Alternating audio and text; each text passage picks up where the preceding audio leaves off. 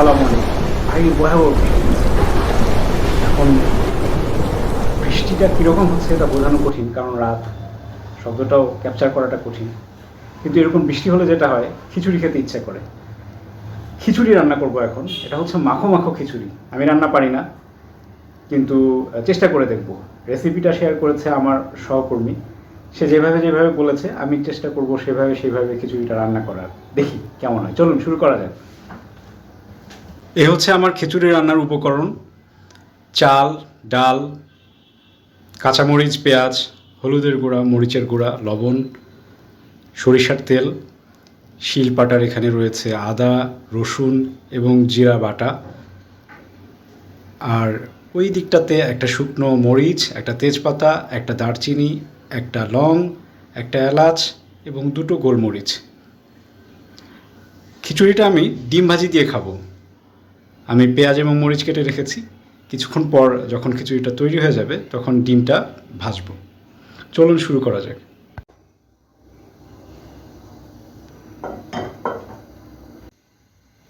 Medium আঁচে চুলাটা ধরিয়ে দিয়েছি। এখন অপেক্ষা করছি পাত্রটা গরম হওয়ার জন্য। পাত্র গরম হলেই আমরা সেখানে সরিষার তেল ঢেলে দেব। পাত্র গরম হয়ে গিয়েছে। আমরা সেখানে পরিমাণ মতো সরিষার তেল নিয়েছি। পরিমাণটা আনুমানিক। আমার কলিগ বলেছে যত বেশি তেল দেয়া যায় খিচুড়ি তত মজা হয়। সে কারণে পরিমাণটা ঠিকমতো নেওয়া হয়নি। মোটামুটি চেষ্টা করেছি একজনের খিচুড়ি রান্নার অনুপাতে যতটুকু দেয়া যায়। তেলটা গরম হয়ে গিয়েছে। আমরা এখানে প্রথমে দেব একটা শুকনো মরিচ, একটা তেজপাতা। শুকনো মরিচ আর তেজপাতা দেওয়ার পর এটা 1-2 সেকেন্ড একটু নেড়ে চেড়ে নিব। এরপর সেখানে দেব একটা লং, দারচিনি, একটা লং আর একটা এলাচ। এলাচটা আমি ফাটিয়ে নিতে ভুলে গেছি। যদি না ফাটিয়ে নেওয়া হয় তাহলে এলাচটা গরমে ফেটে গিয়ে আপনার মুখে লাগতে পারে। এরপর সামান্য নাড়াচাড়া করে দিচ্ছি পেঁয়াজ। আপনি যদি একজনের জন্য রান্না করেন তাহলে একটা মাঝারি সাইজের পেঁয়াজ হলেই হয়ে যাবে। একটু সামান্য নেড়ে চেড়ে নেব।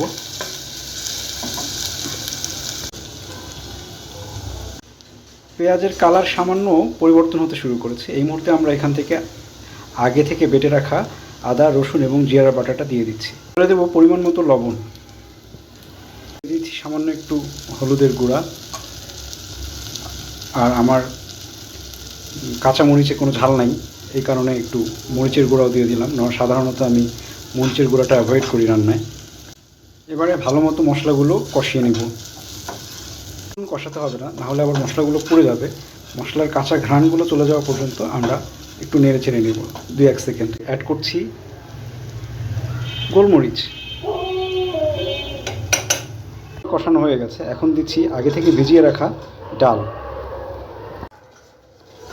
ডাল এবং চাল আগেই আমরা ধুয়ে রেখেছি।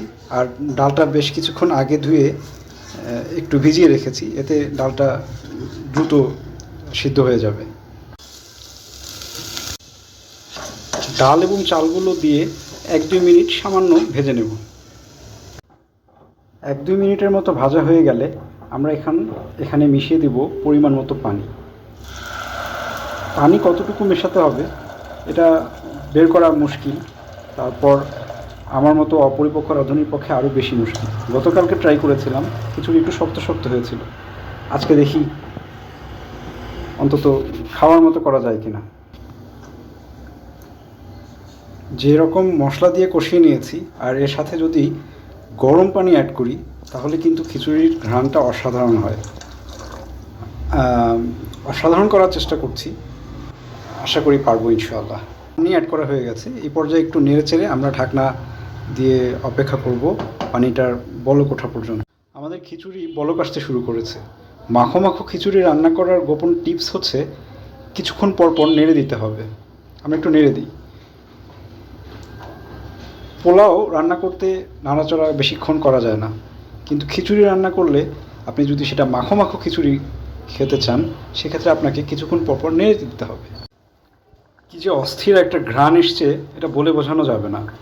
খিচুড়িটা হতে থাকুক, এর ফাঁকে আমরা ডিম ভাজার প্রস্তুতি শুরু করে দিই। ডিম ভাজার মতো জটিল এবং কঠিন কাজ কিভাবে করব আমি বুঝতে পারছি না। পেঁয়াজ, মরিচ এবং লবণ খুব ভালো করে মাখিয়ে নেব।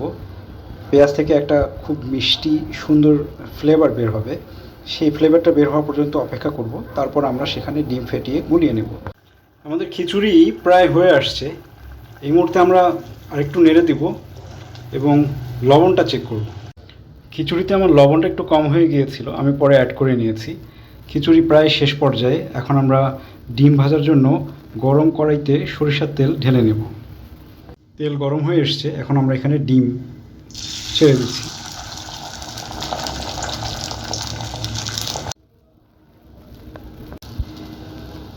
ডিমটাও ভাজা মোটামুটি শেষ। আমার মতো আনাড়ির হাতে এর চেয়ে ভালো ডিম হবে এটুকু আশাও করি নাই, আলহামদুলিল্লাহ। একজন আনাড়ি মানুষের এক হাতে রান্না করা আর এক হাতে ক্যামেরা ধরে সেটা ভিডিও করা খুবই কঠিন, তারপরেও চেষ্টা করেছি।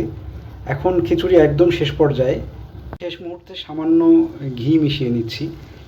আমার রান্না শেষ মুহূর্তে একটু নেড়ে চেড়ে দিলাম। এখন আমি চুলাটা বন্ধ করব। কেমন হবে আল্লাহই ভালো জানে।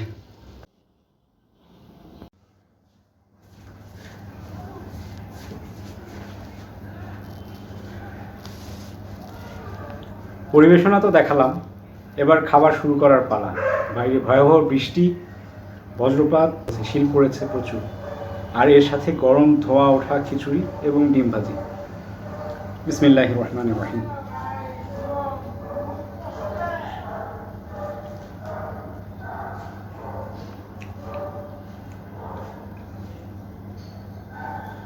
মাশাআল্লাহ, আলহামদুলিল্লাহ, খিচুড়ি অসাধারণ হয়েছে।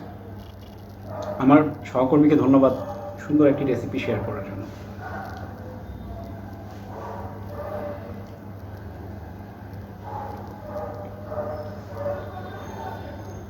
পৃথিবীর সবচেয়ে সুন্দর দৃশ্য হচ্ছে একজন ক্ষুধার্ত মানুষের খাবার